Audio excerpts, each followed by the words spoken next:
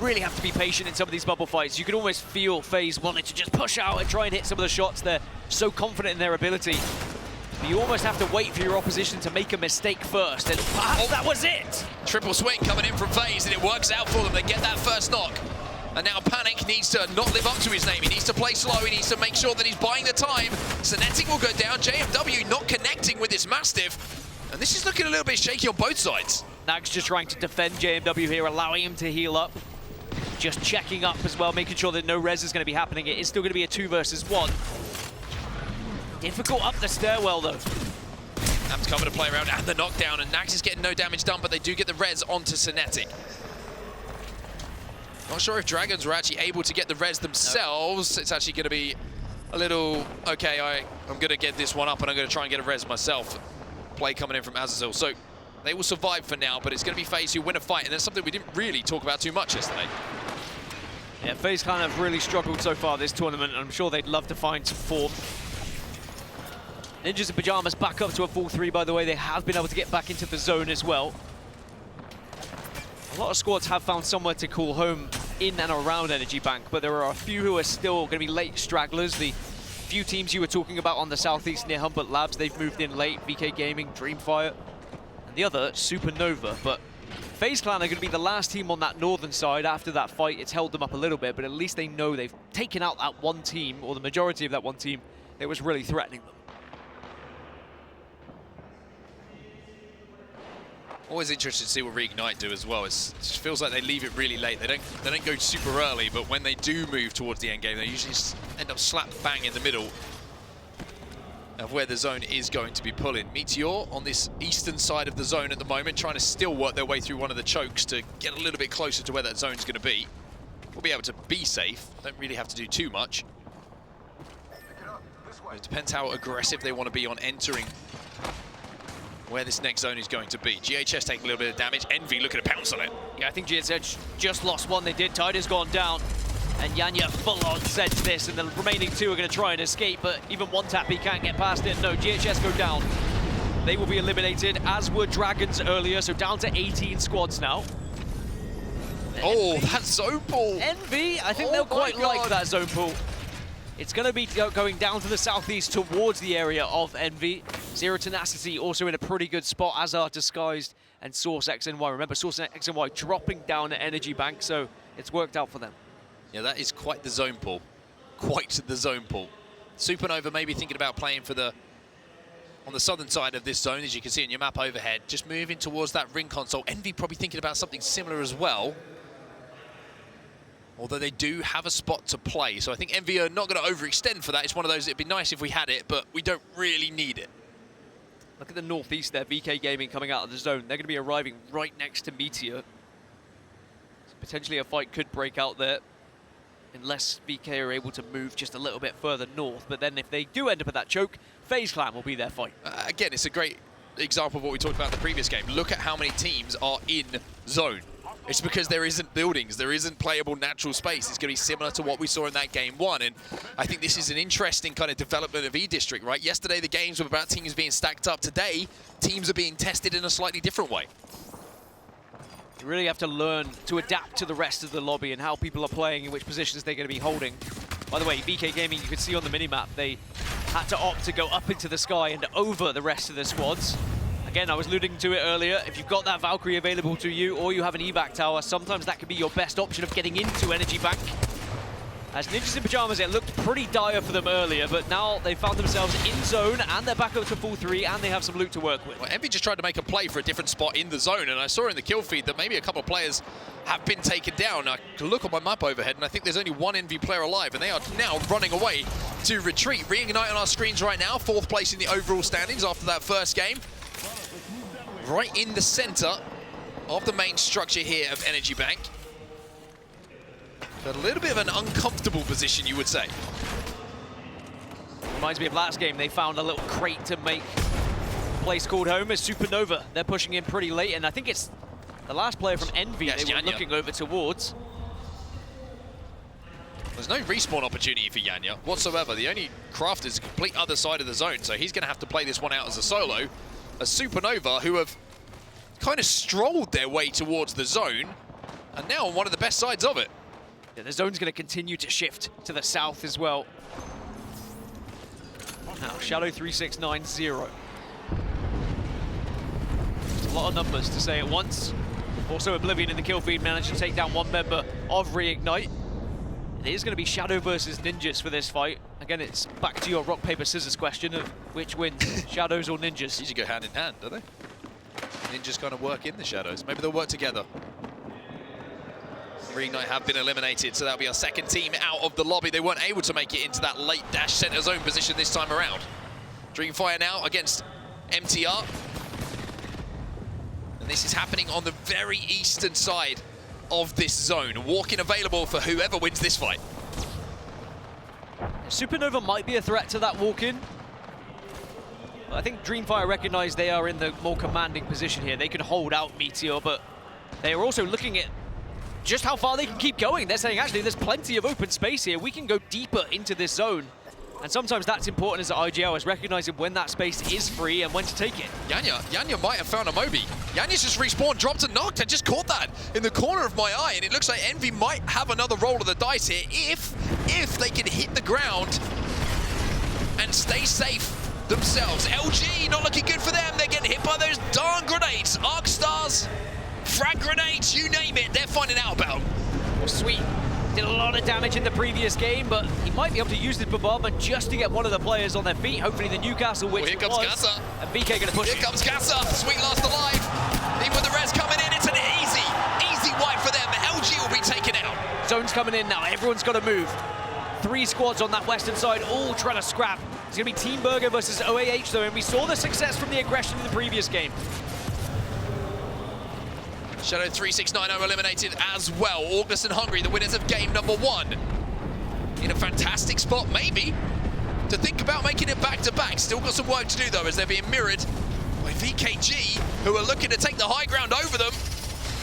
And with some missiles coming in from above, looks like VK were thinking about getting a bit aggressive on that. This is very important down here on the south as well, because the winner of all this commotion, if you are one squad that walks away from this, you probably win the game with how this circle's going and where everyone else is. But that's easier said than done, because there's 4 teams. It's not a simple 3v3 fight. NRG in the kill feed, by the way, are finding Nox onto Envy. The charge rifle of Nocturnal doing the job, and Envy will be eliminated. NRG get all 3.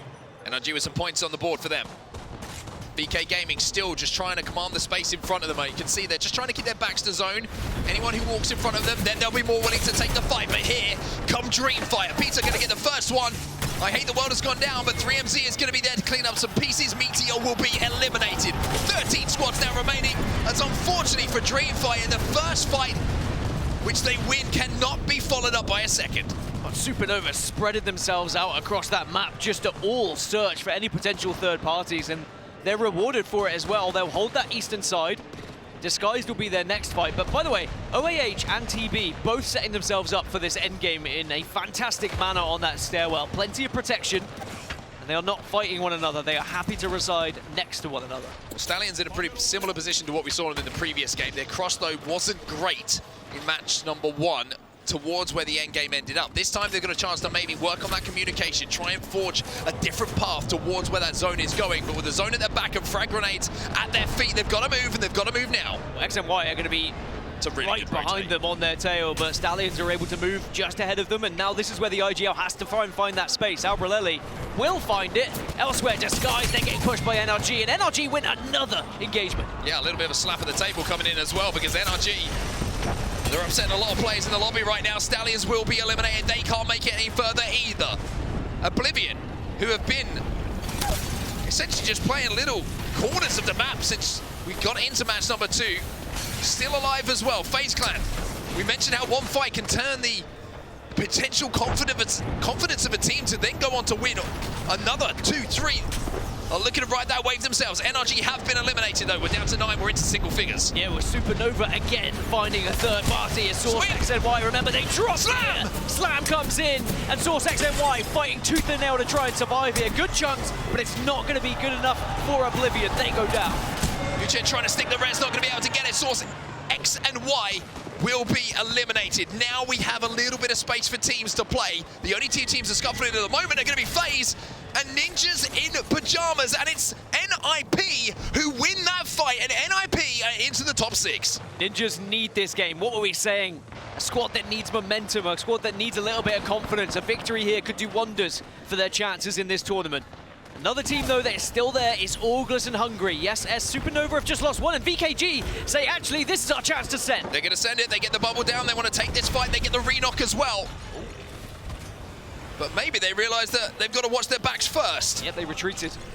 They didn't want to give up their position. Quite smart, very intelligent back off. I think that sometimes the good squads being separated from the great squads are those who know when to back off. Well, VK, just on this eastern side now. They're in a really good spot to actually walk up to this hedge, by the way, and they have such a good amount of coverage to look down on the teams that are going to be below them. Zero Tenacity eliminated, 5 squads now remaining. We're going to see a potential slam coming in, but the bubbles are also down. Custer's going to get one.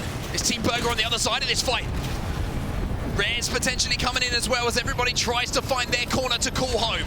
Rez is good. Bubble has been used, as has the tack as well, and now it's going to be a little bit of a fall down from Supernova onto VK, and VK Gaming will be eliminated. Supernova, they get the job done, as now Amphi is the last standing, but might be able to stick a res here. Supernova keep finding the third party. Amphi, what can you do? He misses the last shot. Ninjas will be eliminated. We're into our top 3. Team Burger are just walking through everyone right now. ALGS and Hungary the next target, and it's the last fight. It's Supernova again, who full on send it to Burger. Supernova looking to clean up this game. ALGS and Hungary taken out, and now surely the final pieces of the final team of Team Burger will go down as well. Break open the champagne, Supernova. You're the winners of Game 2. Every single time in the kill feed I saw a team win a fight, they would then go down to Supernova. They seem to just always be waiting in the wings, waiting for that opportunity to third party. Similarly to ALGS and Hungary before, calculated aggression. 25-point game for them, putting 13 kills on the board. That's how you play E-District. Monster game coming in from them. Absolutely monster game.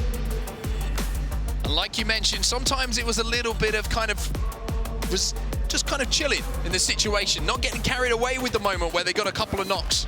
A lot of teams would have been trying to send it to white, but they knew how much space they had. They knew how much command they had in that final zone. And that position was everything. 12 placement points, 13 kills, 25 points on the board for Supernova as Team Burger followed up with 12 themselves. So much needed points for other squads. I mean, NRG, 11 points, even though they fell out a little bit earlier in 11th or 10th position, excuse me. They still picked up 9 kills because of the spot they found themselves in. They were really making teams struggle when they came through those chokes. And when we look across, like, finding points consistently, if you just were trying to get into the elimination round 2, games like that are going to be massive. There's your top 3 and some of the stats coming in. Just looking across the KP, very well spread out on the side of Supernova. 5-4-4, excuse me.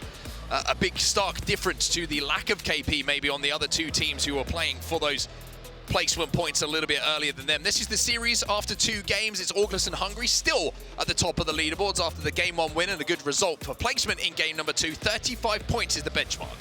Yeah, I think we're starting to see a couple of the leaders now and maybe teams that we have to keep an eye on throughout this series. But NRG quietly going about their business, finding themselves in 3rd position, and FaZe Clan, delighted to see them up there, mainly just because they had real struggles yesterday. I know that technically everyone struggled if they find themselves in elimination round 1, but there were some more than others who were down at the bottom of the barrel and never really showed what they can, because every team here at this championship deserves to be here for a reason. They have played at some point throughout this season at the very tippy top.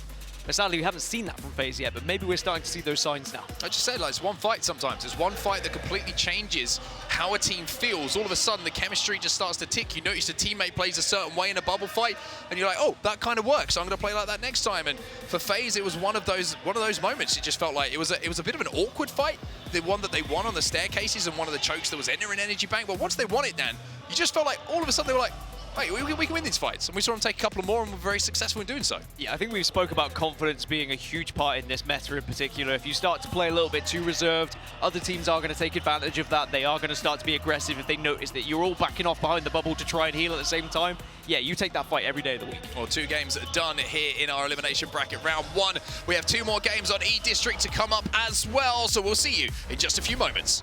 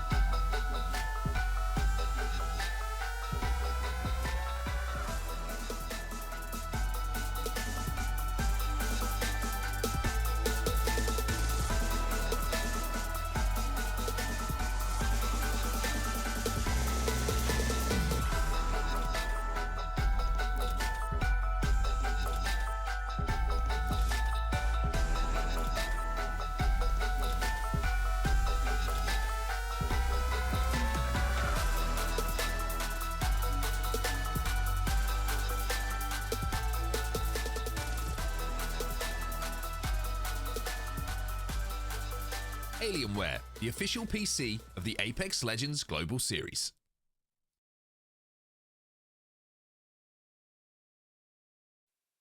The Apex Legends Global Series is a proud partner of the city of Sapporo, the capital of the North.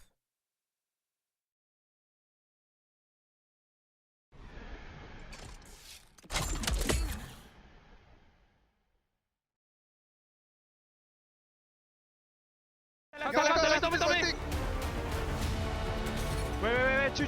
Go, Nick. Give me. Go in, pushing. Let's go. Pushing. Go. Bobbing. Betting. Let's go. There is. Betting. Pushing. Let's go. Nice! Let's fucking go! Supernova with the win in our second game of the day, and if you're wondering what they're sat on, it's these beautiful Herman Miller chairs that you can see in front of you right now, and Herman Miller Gaming is an official chair partner of the Apex Legends Global Series. Today's players are, of course, competing in the embodied gaming chair. Find out what chair is best for you at hermanmiller.com/gaming. Our coaches are also sitting in the Phantom Gaming chair with 7 unique colorways, and you can try one out at the free play area located on the concourse. Dan, I have a Herman Miller. Congratulations. Why do you think I'm so comfortable? Why do you think my posture is so elite? You have looked particularly straight today. Thank you. Very upright, as all the players. And the actual chair we saw, the first one, that's the ones that the champions get. So that's going to be very exciting indeed. Now, if you are looking to get involved in some of the Twitch drops, Free stuff. Wednesday, Thursday, done, dusted. We're on to Friday. You get an ALGS Horizon skin if you are watching for 30 minutes today. And then, of course, Saturday, Sunday, you get the Holo Spray, you get the Gun Charm, all the goodies that you could possibly want. I'm very excited for Sunday's one. I need to be talking to someone. How do I get the Gun Charm? Or maybe I just have the stream up on my phone. That would work, wouldn't it? I think that's the best way. You just do that. Best way, it's that's easy. called creating a solution. Then I don't have to talk to anyone. Yeah, exactly. I like that. Because I'm not going to go through it. Anyway, we've got 2 games done, and I might have said before the break we've got 2 more games on E-District. We have 1 more game on E-District before we change map, so my apologies on that. Sometimes I get ahead of myself, but I mean, E-District is... there's been so much talk about it coming into this event. The new map, the least practice map, the least experience for all of the teams, regardless of who you are. And we've seen 2 zones that show E-District plays very differently depending on where that final zone is going to be. 2, I would say, of the most open zones that we've seen so far in all the games that we've kind of collated here at Champs. It just shows you've got to be ready for anything on E-District. Yeah, maybe we'll make it a trifecta here and get a zone that's very building heavy, just to again show the differences that can be had when it comes to those final circles and how you have to try and navigate that space. But I mean, it's always great to get the winning moment listen-ins as well, just to see how those players are feeling and how they're trying to navigate those final moments as well. Sometimes stressful, sometimes calm, sometimes nothing is said at all. That always blows my mind. And what I say to you in our listening, finally.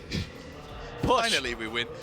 Just as why we have a little wait to get into game number 3, let's take a look back at some of the big moments of that previous game that we just saw.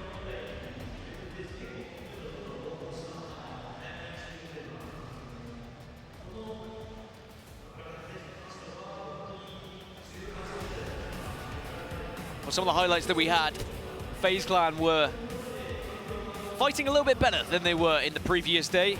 This was a fun one as well. Just when LG thought maybe they were going to be able to reset, VK full sent it. The grenades were really the demise of LG, if I'm completely honest. But there were so many fights around these areas. This is what you were talking about. Lots of open space, forced bubble fights, engagements having to happen, because if you don't take the engagement, you've already used your bubble, you are just going to be cannon fodder. You're going to be sat there in the middle of no man's land, and you'll probably get destroyed.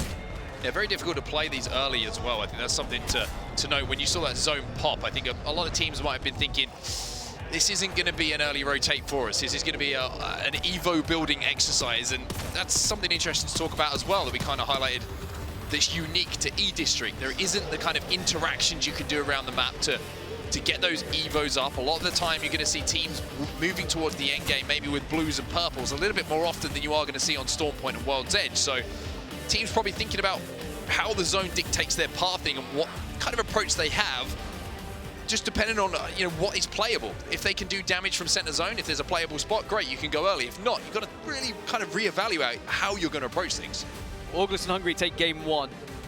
Supernova take match 2, both of them finding 13 kills to go alongside it, and both of them with an incredible amount of damage. But who is going to step up for match 3? Or are we going to start to see some of the lobby leaders getting back-to-back victories or finding multiple victories, really to establish themselves in this series and try and put their best foot forward towards elimination round 2? Because even if you are to win elimination round 2, the best position you will find yourself in the POI draft is 11th, because all those teams that drop down from the winners bracket get priority over you in that draft as well. So you really have to play for 11th, because if you scrape it through, you're going to be 20th position in that POI draft. It's tough. And it is tough. It's better now we have 3 match maps, I will say. You're going to be landing at landslide, is what you're trying to say. But maybe Geyser. Honestly, I was speaking to Kimchi this morning, and he was saying, I don't mind on World's Edge if we're landing at landslide or Geyser or whatever, as long as we have a good POI on Stormpoint and even E-District, we're pretty happy with anything. So it's also why we're kind of seeing teams prioritize Stormpoint in these drafts. Well, match number 3, you can see, is in front of our eyes, and the Gibby is double footing out of the dropship once again down to the ground. And now again a little bit closer to finding out who is going to be moving on, of course, to elimination bracket round 2. Match 3 is live here. We're back on E-District. So Supernova were able to play it perfectly in the previous game, pushing the teams at the right time. They didn't overextend. Dropping down towards Shipyard Arcade, they will have a ring console available to them, but of course they don't have a character that can hit that ring console. So instead they're going to have to hope for a survey beacon, which they also have. So something to be said for Supernova. Maybe that helps out that they have the survey beacon. They can find out where those teams are, and then they can calculate that aggression. Yeah, try and just thread the needle, so to speak. Looking at zone, we'll get the info to you as soon as we see the beacon pop in, and it is going to be heading towards City Hall. Now, last time we saw this zone pop, everybody went to the Lotus, which was the strangest games I've ever seen, but we'll have to see if Reignite have got their heads a little bit more screwed on than what we saw in the previous lobbies. Well, I said I wanted a final circle that had plenty of buildings. Well, I guess we've got... City Hall certainly does. We've got plenty to play with at City Hall. In terms of those who can move fast, Meteor also have a ring console, but... Oh, they are playing a Rampart. Okay, Meteor did play a lot of Valkyrie throughout scrims, but they are moving over to the Ramparts, and they will have the ability to get ring console. Team Burger also have ring console available at Boardwalk, so they'll be able to move in fast to join Reignite. But I don't think Reignite have access to a ring console, so sadly for them, they're to not the Lotus. They'll head up to Lotus, similar to what Complexity did. They'll have to see if they try and counter-rotate, or if just by extending to get this Evo Harvester that's in and around City Hall, that they see a couple of teams moving in towards them, and they're like, oh, okay, maybe it is going to be pulling towards us, and we'll play off the information that is presented to us in a more kind of visceral way, so to speak. Source X and Y might actually give them that information. Now Zero Tenacity and NRG having a couple of pop shots against one another over towards Galleria. Zero Tenacity down on the lower side, only 16th position at the moment, only the 5 points, whereas NRG, remember, we saw them up at the top of the leaderboard after 2 pretty successful games. You can see what's happening elsewhere, a little bit of traffic the south side of Humbert Labs, which seems to be fairly consistent. You do have a few POIs that land, I would say, probably closest to each other on E-District, so sometimes you are going to see those teams of players, especially when they're kind of extended for Evo Harvesters or Ring Consoles, whatever it might be, kind of exchanging a few glances at each other. FaZe making their way up towards and past Stallions, who are kind of counter-rotating towards Heights. They're going the Electro down way at the moment. As you see some of the damage stats actually coming in from this tournament. Sum of all damage, 1,656,569. Nice. Nice. It's the amount of damage you do in a game on ranked. You've gone too far the other way now. Oh, really? Yeah, I know you're still trying to make up for saying that I tilt in games, but... No, I meant 69. Oh. Well, NRG, after getting poked and prodded a little bit earlier from Zero Tenacity, are trying to move ahead of them. And they'll probably try and hit the one choke and maybe go to the northeast of City Hall, but I think that's where FaZe Clan currently reside, so they would have to be careful. Their pathing is also making sure they get as much of these Evo Harvesters as possible. Onset was mentioned in it. Not all of them are as obtainable as this one, so when they do come across one that's more achievable, you have to take it. Just got to be careful here. They don't get cut down on the cross. It should be pretty good. I think both teams realise that even with the gap that is between the two teams, a knock here isn't really going to be something you can capitalise on. So Zero Tenacity going to head a little bit more southern than NRG will, and NRG are going to collect the Evo Harvester in their own merry time. No real worries for either team there. Of course, with it being the last game on E-District for those teams that have been finding success on this map, now might be your last chance to make it count. Could be the last time you play this map on LAN at this tournament if you don't find success, because of course, we're sending 10 teams home after these 8 matches.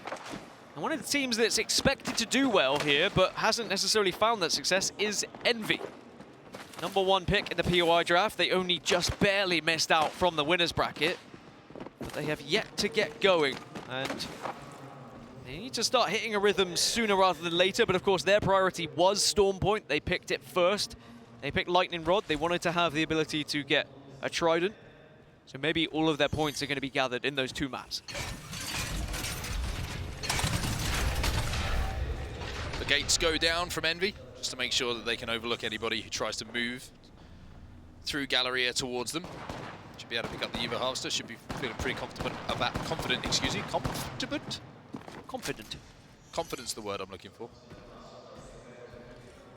It's like comfortable mixed with Honestly, confident. it almost turned into condiment.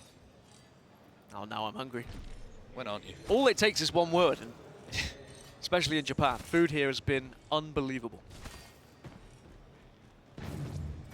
FaZe are going to learn there's a charge rifle in front of them. It's always scary when you hit the charge rifle. I hate it. Everyone starts wiggling because they're like, oh, one shot, 150 plus to the head. Even with blues, it's like, oh, it could be over. And also, I just think of seasons of the past, and I think I get flashbacks. Still scarred. Yep. They should make the current charge rifle with select fire and make it hit scan again. Thoughts? I'll go and speak to J-Beams about that. Speak to J-Beams. Yeah. I'd love to know his thoughts on that one. Right, zone's going to be closing here. We're going to get an indication of where this is going to be pulling, and you can see the majority are banking on it going west of City Hall, or even northwest. If it does pull to the south, then that's going to be bad news, Bess. Well, Ninjas in Pyjamas, they're playing for next beacon. You can see they're looking for the ring console over at Resort. That's the very top left of your screen. Elsewhere, not really too many ring consoles to be hit, so this is going to be really valuable information, actually, for NIP. I think the only frustration for them is it's one of those beacons that they hit and kind of there's nothing surprising, right? It's just pulling to where they would have expected it to anyway. Stallions, though, in a fight themselves. Elsewhere in the kill feed as well, you can see Team Burger, they're in a scrap. It's Envy, it's Stallions, and also GHS Professional here as well, as Envy go down again. And Stallions are so healthy here, so even if GHS do try and push up on them, they are more than prepared for this fight, which GHS are starting to arrive. The Stallions just backing off, using the bubble accordingly, using the shield just to create some space here. It's just that energy bank scrap again with everyone rotating through. Sometimes you get caught in it, sometimes a team will just see you while you don't see them on a head glitch, and that's your game over. And Envy now Even though it hasn't been the worst of starts for them, hasn't been bad, but they haven't had that big game as yet. The likes of August and Hungary have had.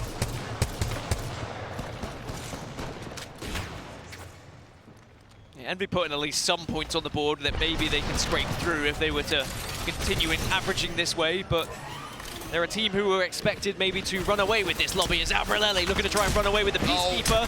Oh. That's not a good feeling when you see the double digits popping up and they're not even crossing the 40 points of damage that you're looking for. GHS Professional still moving in. Stallions are making a fight at this one though, but it's looking like in a 1v2, it's going to be all GHS Professional. Last player will be taken down as well by Tidas. So Stallions eliminated. Our second team will fall out the lobby. And maybe Stallions and Envy both kicking themselves a little bit. By taking that fight, they allowed GHS to arrive with the third party. But credit to GHS, right? Stallions did get back up. They did heal up. GHS didn't push aggressively at that time. It was a full-on 3v3. And it was the flank around to catch Abrelelli off guard. And then the damage that was done just could not be come back from after that. Now GHS, they get to own Energy Bank, and really it's only VK Gaming who could be a problem to them on that southeast side, as you can see on the map overhead. Supernova once again just taking their time to move towards zone. Dreamfire are going to be somewhat mirroring them, but I think they're more interested in the Evo Harvested themselves, as we do see them on our screens right now. It's been a little bit quiet for Dreamfire, I would say, so far in this tournament. I mean, we know that a lot of talk about some of these players. I hate the word, I think had a really strong performance actually the last time that we saw him in the LAN environment, but just not quite been able to recreate that here so far in Sapporo. 12th position at the moment, 8 points for them. Again, a good average of points so far. It's not an amount that they should be annoyed at, but if they do want to find themselves in elimination round 2, you kind of feel there has to be one game at least where you're finding 10 points plus. Mythic Bin, by the way, spawning right next to Ninjas in Pajamas. I was going to say that Ninjas in Pajamas are in a really good I spot. feel like I shouldn't be looking at this. It's in the changing rooms. Yeah, cover up, guys. Also, this is classic vintage August and Hungary, isn't it? I saw a few times their names were cursed on the social medias. I will also say that if you're going to rat, don't be changing your gun like that. People will hear that. That's just impatience, that is. There'll be LG that are the closest team to August and Hungary, so they need to be a bit careful. Maybe you could do what Disguise did yesterday and suddenly switch to Seer. I feel like you've been ratted on that much that you start to get as much information as possible. Zone is going to move to the west, though. Good news for said Team Disguised and Team Burger, who are already hunkered down and ready. Ninjas in Pajamas will get that Mythic Bin, and it's another really big opportunity for them to have a good game here. They have, of course, to hold off a lot of the teams on this northern side who are wrapping around. You look at Source X and Y, Dragons, they're quite close to each other as well. Meteor are going to be coming in from that side. And if Ninjas in Pajamas do get caught out or dragged into that scuffle that's happening, Oblivion are going to be more than happy to wrap behind them and could take that spot away from them. GHS Professional, slow start for them so far, only 6 points on the board, but they get up at least one of the players, Arufa up to red, one Tappy and Tyler, they're going to be on purples. They're looking strong as far as the armors are concerned as they make this approach to zone, but it's going to be a tough rotating for them. We've got two teams on that east side, FaZe and VK Gaming, who are starting to close into one another, and then ahead of them, of course, Supernova. You can see on the overhead, GHS Professional. They're closing in on a building close to August and Hungary, and they're at it again. Waiting in the wings. Not like this. You walk around that corner and like 3 this. shotguns are about to be stuck inside your mouth. Not like this. I'm kind of glad we swapped away from that. Zero tenacity in a bubble fight of their own, though. Not going to quite connect here, Bambino. Tries to pull out Sheila, but just didn't have the time in window, and now Zero tenacity is all up to Kainar. Team Burger coming, though. They're going to third party and steal away some of those KP. Now, can Kainar get a res? The Q is down on both sides from the Newcastle. That might actually just keep him alive a little bit longer than he deserves to be. Such a big win for Zero Tenacity, taking that position off of Team Burger, but can they actually get back up? The bubble is going to do wonders, and they might be able to stabilize here. Team Burger, who was sat dead center, sat pretty good in their position, suddenly have to watch from the death screen. Zero Tenacity starting to put their name on the map for this series. Oblivion also arriving from that southwest side as well. They'll be in one of the better spots as this zone is going to shift again. FaZe Clan have arrived, NRG also on the eastern side. They'll probably see each other quite shortly, and the zone is going to pull up to Zero Tenacity as well. So that could be one of the biggest fights Zero Tenacity have won so far this tournament. Ninjas in pajamas is still in a great spot, by the way. Fantastic spot on this northern side. Not going to be a lot of teams able now to really wrap behind them. They should have a pretty clear walk-in. As we now take a look at ALGS and Hungary, who are being forced to play a little bit more of a present play style than they were a few moments ago. Henchman's going to get one with a Skynade. Kainen's going to get one with the Mastiff. 108, beautiful shot coming in. It's all up to Henchman now, and VK Gaming will be eliminated. ALGS and Hungary get more points on the board, even though here come GHS looking to clean up the pieces. There's a lot of points available for GHS in this game. Disguise eliminated alongside ALGS and Hungary, down to now 13 teams as all those who are forced together are starting to have to take fights. They're a little bit uncomfortable. Speaking of uncomfortable, LG might start to sweat a little bit. I think they're going to be a little bit surprised because they're going to be able to be looked down upon by GHS, and that could be a very easy fight if they recognize that LG are below them. FaZe in the kill feed again. It's JMW with that scout who gets a pick. Yeah, FaZe have been slowly circling their southeast area, looking for teams, and one by one they've been just marching up, looking for players to take down, and now they've done just that. They forced Supernova to actually retreat here. With that initial kill, FaZe now need to think about how they're going to approach this zone, because they have to go through the center of City Hall. They've got Shadow ahead of them. I'm really worried for LG just looking at that map overhead, by the way. Scary, isn't it? Well, Supernova have landed and found somewhere to call home, so it's not the end of the world for them. They just need to be playing for placement points here, trying to pick up a few more to stay consistent and stay at the top of these leaderboards. Yeah, just trying to show as little presence as possible as the duo, as FaZe once again find themselves in a fight. This time, it's going to be Shadow 3690 who are looking to put the pressure onto them. We have 13 squads remaining, so we have lost a fair few squads in the last few moments on the rotate. As they're trying to angle them out, and unfortunately for the Rampart, you're going to be last and you're going to be first to go down. It's Nax who feels the pain. Yeah, FaZe are about to be wiped, you'd imagine here. Meteor also get eliminated. One remaining player from FaZe is trying to escape, but Shadow 3690 have done their job. And they will be able to stay in zone here, so this is good. Elsewhere in the northeast, you see Dragons get eliminated. Source XNY were able to win that engagement, and NRG are going to be above them. Now we're starting to see the utility and the ultimates come into effect to buy the space for teams to rotate into each other. GHS have now got to turn their attentions from maybe thinking about killing LG to worrying about the walk-in that we just saw. Source X and Y now on the eastern side of things, trying to hold out NRG.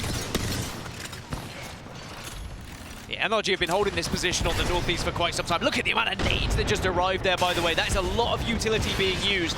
NRG know that they are in a tough spot and they need to force their way out. Yeah, the solo from FaZe just got eliminated as well, so FaZe won't have as good a game as they did in the previous. Shadow 3690, they're trying to force it onto GHS now. Zeus is trying to do what he can, but he'll go down as well. Zuzu last remaining, he gets one, but it's not enough. Shadow 3690 eliminated from the lobby. GHS will survive, but for how long? We were worried about LG getting taken down, but LG now look to third. That was the opening for LG. Elsewhere, NRG also taking the fight. They were able to get aggressive. GHS get eliminated by LG off feed. Now NRG have done the job to take down one from X and Y, and it looks like this could be the end of X and Y at the hands of Sheila.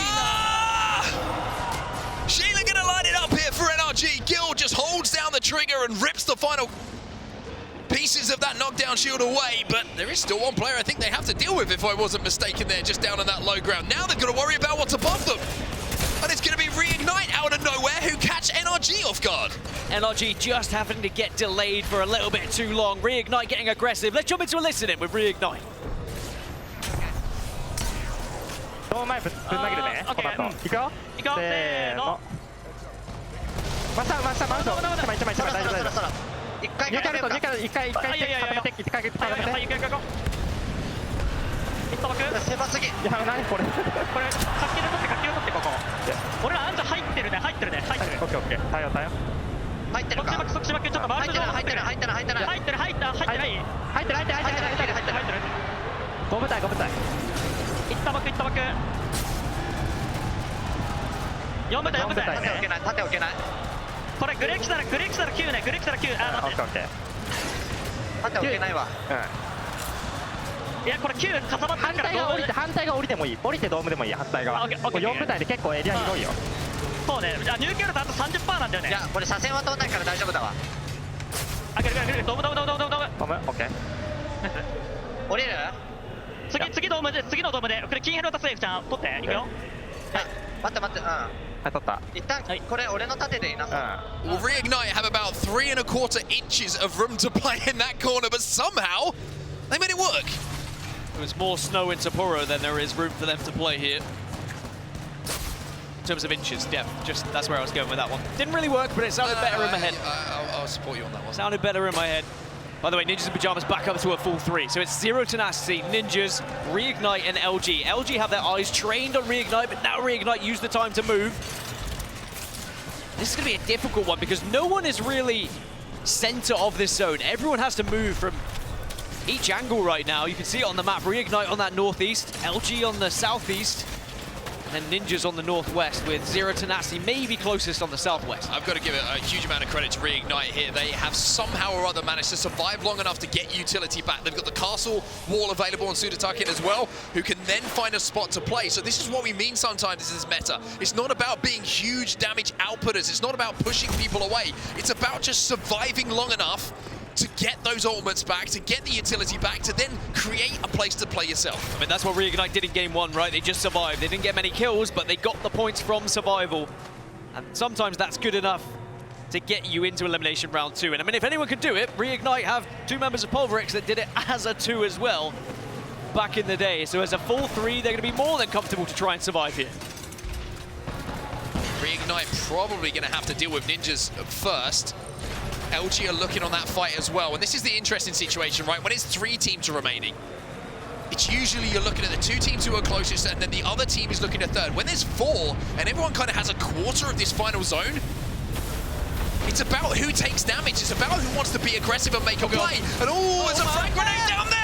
Inside of the bubble, but it's not enough again! And Reignite still stay alive! Somehow that grenade even exploding under their bottoms, they still manage to be in a good position here as bombardment starting to arrive. Bubbles drop down. LG have to move in with the zone. Will they actually take this fight? The Sheila comes out. Sheila comes out, but it's Z10 who look like they're in the best position all of a sudden. Sudatakin lets us last alive. Reignite will be eliminated. Now we're into our top 3. Now we look for the third-party opportunity. And surely this is lined up for Zero Tenacity, although the slam will force them to take a little bit of zone damage. Naski trying to do what he can. He can't do enough. Ninjas still can't get that win on the board, and it will be Zero Tenacity in that final moment, who were the team with the most space to claim it as their own. They're the ones who'll take home game number 3. And cast your mind back to when Zero Tenacity took that fight against Team Burger, dead center of the zone.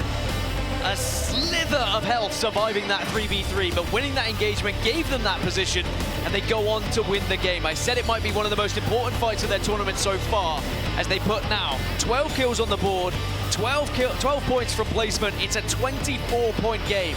So that is 3 teams putting 20 points on the board plus. And 3 teams who maybe are starting to solidify their place in the elimination bracket round 2 already. Crazy thing about that is you talk about point sponges. We love talking about point sponges, doesn't it? It means that when we get to the latter end of the tournament, if that pattern continues, everyone's thinking one game we qual. Like one big game we qual. So Zero Tenacity are going to be the next team to have that big game. 12 placement points, 12 KP, like you say, 24 points on the board. LG, how important could that game be for them as they put 15 points on the board themselves? 6 KP going alongside the placement points they managed to secure, and the same could be said for Ninjas. Same could be said for anyone at this point. And again, GHS Professional, have to give them the credit. 9 kills. They just seem to be finding fight after fight. Remember, they picked up the scraps of Envy versus Stallions a little bit earlier, excuse me. You okay? No, I just had one of those like reverse hiccups. And, I think it's a burp. I didn't know what was going to happen. No, it wasn't. That's the thing. It wasn't a burp. It was like a hiccup and a burp at the same time. It was just really uncomfortable. I was going to lose you for a second there. I saw the lights. Okay. I will say.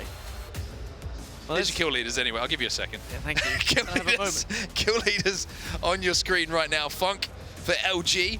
3 for him. 7 though for the side of Zero Tenacity's Shex. Very impressive numbers coming in from him. And I think the pattern that we're seeing right now is leading to some very exciting games a little bit later on today. All right, I can breathe now. I'm okay. Good. This is how the series is looking. ALGS and Hungary still hold the #1 spot, 39 points. And with how they're playing and the just consistent amount of points they keep picking up, I would say they are in a pretty good spot to get into elimination round 2 already. Supernova follow at 31, and then Zero to Nazi have jumped up into 3rd place with 29. But NRG still hold down the top 4, despite not having one of those big games that we've seen from the top 3. Yeah, you look at the other side, though, and the worries now maybe starting to feel a little bit more real for the likes of Envy, Stallions, who are 2 teams who just missed out, remember, yesterday, on making it directly through to that winner's side of the bracket. So some questions to be answered. We're still not halfway through this set of games, excuse me, but we're getting there, and we will be there after one more game. Is worth noting, of course, E-District maybe wasn't a priority for some of these teams in their POI draft, so they weren't expecting to get in those points, but for a team like Envy, their first pick was Storm Point. So these 2 maps are going to be vital for how they're going to be progressing in this tournament. It's 3 games done, and after that we're going to take just a moment, step away, because we've got the desk ready to give us a breakdown of what's just happened. How are we doing, everybody? We feeling good? I mean, we're feeling fantastic. Thanks, fellas. Take a little bit of a break. We'll got it from here. Rain Day here on the desk with Snipe Down, Graceful, and Jamerson. Back to talk action after 3. E-District was electric. Not for some teams, though, specifically Envy and Stallions, who were not able to get galloping so far. We'll see if that changes as we switch maps over to Stormpoint. Snipe, we'll start with you. ALGS and Hungary, obviously a very, very good team, an inconsistent team though, but they've showed up, and that's kind of a surprise for a lot of us. Yeah, so one of the things Gina was telling me in the back is they had 0 top 5s going into today and got the game 1 win, and that's got to be the Matafe way. We saw him in at the last tournament in Mannheim, and they were doing extremely well, but the moment they dropped to the losers bracket, they couldn't pick up any momentum. So to see him start in the losers bracket, start with game 1, and saw how dominant he was in IGL, we saw, I think he won 3 games in 1 series at the last event, and them getting a win to start off is a great momentum builder for that team. You know, the other element, Graceful, is that you've got, okay, a little bit longer to get things going. We do have 8 games. It's not 6 games. Normally this would be halfway through. How do you feel about some of those teams maybe on the back half not performing quite yet and their chances of really being able to pull it through? I mean, I would definitely say that they still have 2 more games to, you know, have a little bit of smaller Until you start games. feeling worried? Until after 2 more games, though, you need to make big games. Okay. Like we just saw this last game, you know, Yeah. they only had 5 points before they dropped this big